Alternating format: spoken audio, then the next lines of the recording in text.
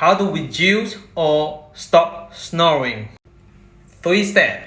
Number 1, use your palm over here, little one, and rub your nose, beside your nose, up and down for 1 minute. And you feel hot and warm over this area. That's how you do it, okay? For 1 minute. Step 2, 3 fingers, tap over here, and down to here, tap on the side of the nose, and tap on the cheek over here for 1 to 2 minutes. Step 3, 2 thumb, back over here, there's a tenderness spot over here under the scalp, and rub it for 1 minute. Do it every night, half an hour before you go to bed. Do it for at least 2 weeks. Then you ask your partner, and your partner will tell you that your snoring is actually getting less and less.